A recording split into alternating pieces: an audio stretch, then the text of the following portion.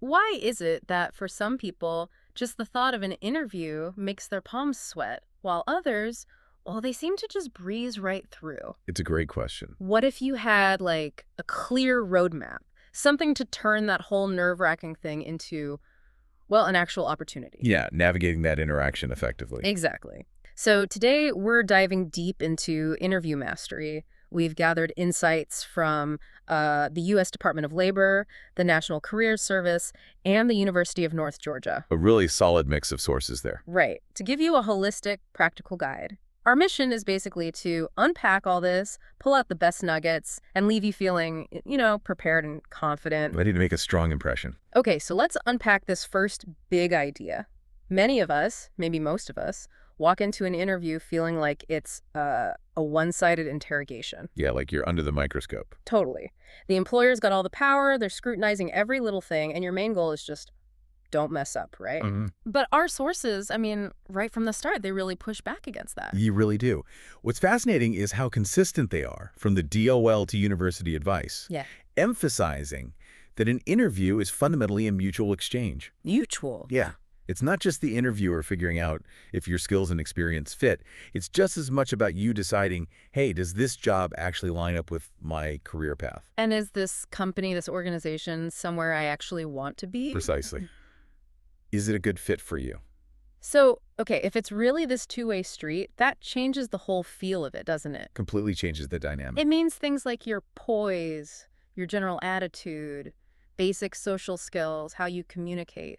That stuff is just as vital, maybe even more vital than just having the perfect resume. Absolutely. That impression you make can sometimes outweigh the exact experience you list. So they're looking for, like, relevant strengths, potential, Yeah. not necessarily someone who's done the exact same job title before. Exactly that.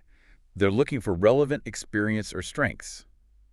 It's about finding that connection point where what you offer meets what they need. And that's a conversation. It's a conversation, not just an exam. Okay, so if we accept it's this mutual exchange, then the homework you do before you even get near the interview room becomes, well, non-negotiable. Oh, absolutely critical. Our sources really hammer this home. Preparation isn't just a nice to have, it's the foundation.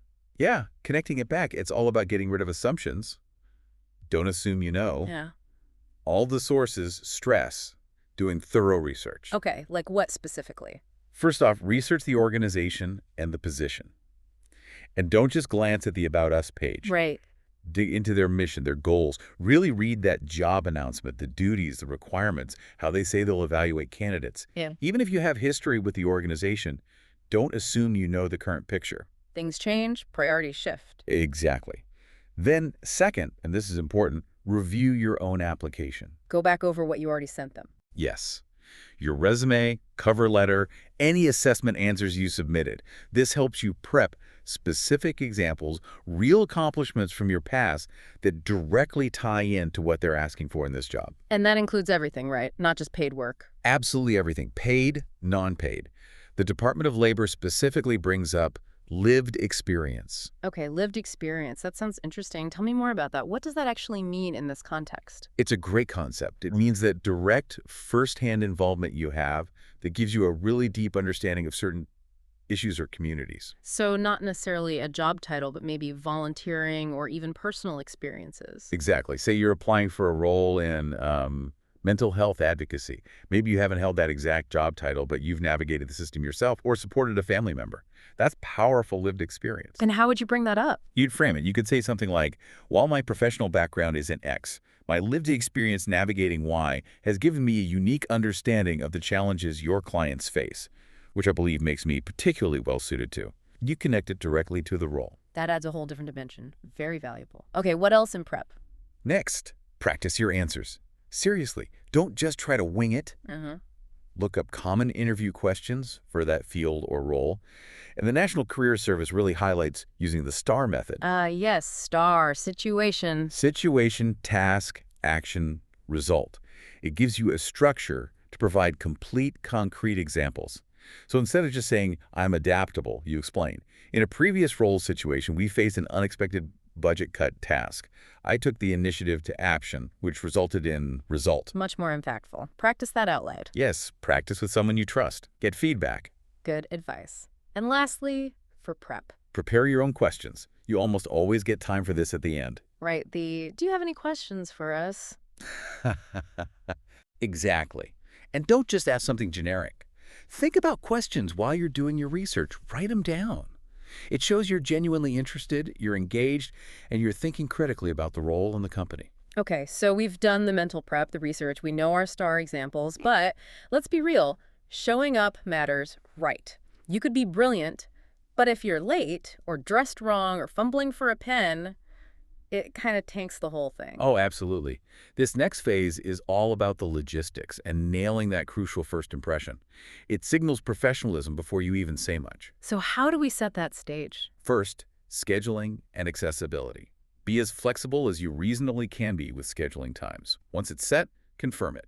Ask for all the details, exact time, location specifics, building access maybe, and crucially, a point of contact, a POC. That POC is key, huh? Yeah, someone you can reach out to if needed. And importantly, if you have a disability and need an accommodation, ask for it as early in the process as you can. Good point. Okay, what about what to actually bring with you, your toolkit? Your interview toolkit, yes. Dress in business professional attire. Make sure it fits well, it's clean, it's appropriate for that workplace culture if you can gauge it. Bring a few physical copies of your resume, nice clean copies. Even if you submitted it online. Yes. Bring a reliable pen, a small notepad, and maybe a printout of the interview details, time, place, names, all tucked into a clean, professional-looking folder. Got it. And getting there. Arrival strategy. Plan to arrive early. Not too early, but maybe 10 to 15 minutes. Factor in traffic, parking, maybe security checkpoints. Building in that buffer reduces stress. Exactly. You want to walk in feeling calm, not rushed and flustered. Okay, you mentioned a personal touch earlier. What's that about? This is one of those little things that can make a difference. Know the interviewer's name, check the spelling, practice the pronunciation if it's unfamiliar, use their name during the interview appropriately. Shows respect and attention. It does. And here's a fascinating tip from one source. Try to note the secretary's or receptionist's name, too. Be polite to everyone. They often have input, or at least observe how candidates behave. That's a great insider tip. Never underestimate the gatekeeper.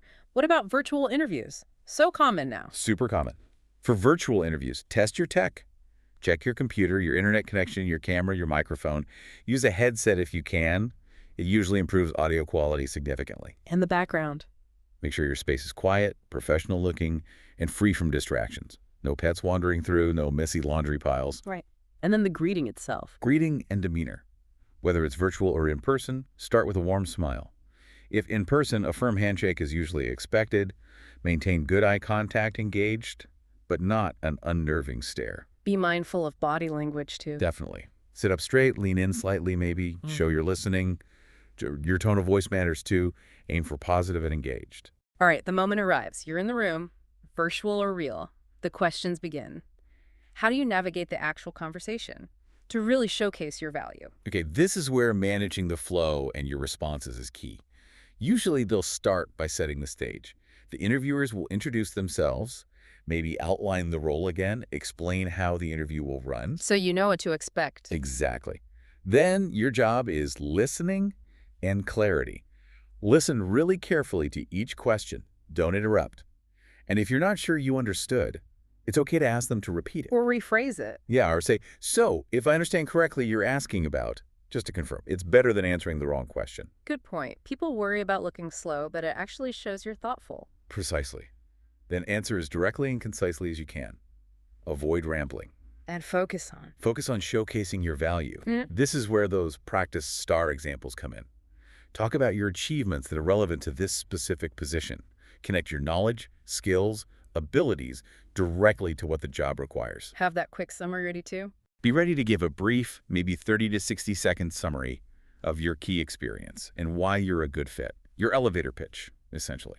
Can you take notes while they're talking or while you're answering? You can take limited notes, sure. Jot down a keyword, maybe. But don't have your head buried in your notepad.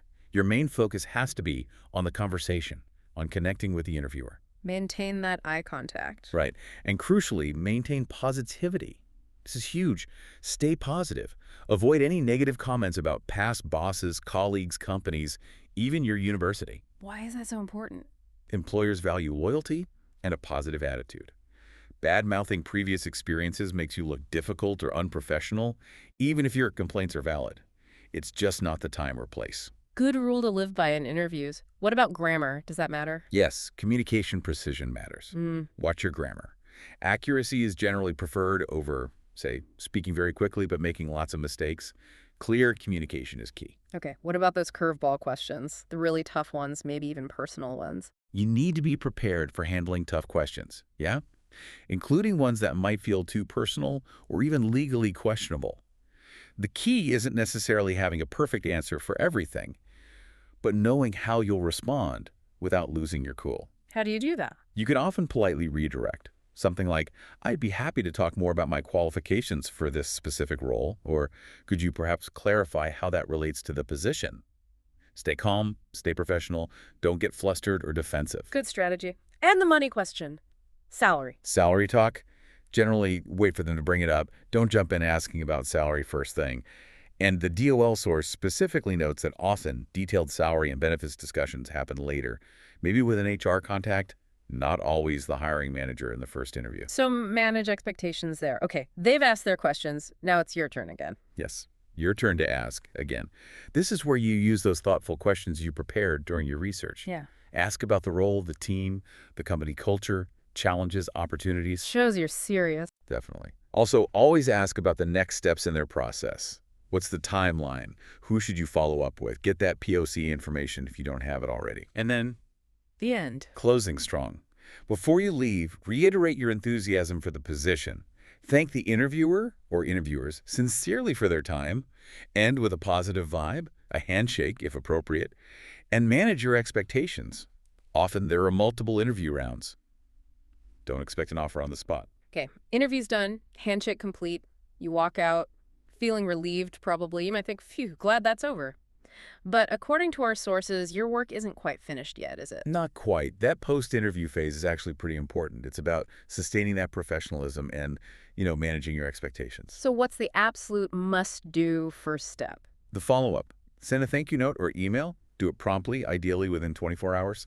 Thank your contact person or the specific people who interviewed you. Is it just a simple thank you? It can be, but it's also a great chance to briefly reiterate your interest. Maybe reinforce a key strength you discussed, or even add a quick point you forgot to mention. Seriously, this little step can make a real difference. Sets you apart, shows follow-through. Exactly. Then, number 2. Patience is a virtue. Hiring takes time. Resist the urge to constantly check in. If they gave you a time frame, respect it. If that time frame passes, then it's okay to send a polite follow-up to your POC. Okay, what about references? If they ask for professional references, always give those people a heads up. Let them know they might be contacted, what the job is. Don't let it be a surprise call for them. That's just common courtesy, really. It is. And another courtesy, if you take another job or just decide this role isn't for you, withdraw your application formally. Let the HR person or your POC know it's professional and keeps doors open. Good point. What if the process involves more than just talk, like assessment centers? All right, sometimes there are assessment centers or presentations. If you're asked to do this, read the instructions very carefully. They're looking at how you work with others, how you problem solve, communicate under pressure. How do you prepare for that? Again, research the company, their values, recent projects. Try to anticipate what skills they'll be looking for in those exercises. Okay, let's fast forward. What if you get the good news? You get the offer. Awesome. First, congratulations. Then, get the offer details in writing. Confirm the start date. Discuss the notice period for your current job if you have one. Ask any remaining questions about work patterns, benefits if unclear, and obviously discuss salary if it has been finalized. And what if you don't get the role? It happens, and it's okay to be disappointed. But use it as a learning experience. Reflect on the interview.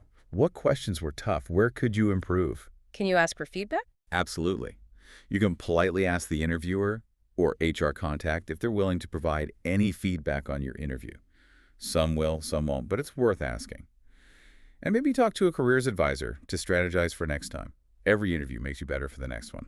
So when you boil it all down, what's the big takeaway here? Interviewing isn't some mystical art or just about luck, is it? Not at all. It's really a skill, something you can learn, practice, and refine. It's about preparation, clear communication, and approaching it as that two-way street we talked about. Strategic prep, thoughtful interaction. Exactly. We always say knowledge is one thing, but applying it is where the power is. Hopefully this deep dive has given you a practical playbook you can actually use. Yeah, a framework. So maybe the final thought for you listening is this. How can you take these specific insights, understanding that lived experience piece, mastering STAR, maybe even remembering the secretary's name, definitely sending that thank you note? How can you use all that to turn your next interview? To shift it from being just a hurdle you have to jump. Into a real opportunity. An opportunity for both sides to discover if it's the right fit, and for you to genuinely, confidently show the unique value you bring to the table.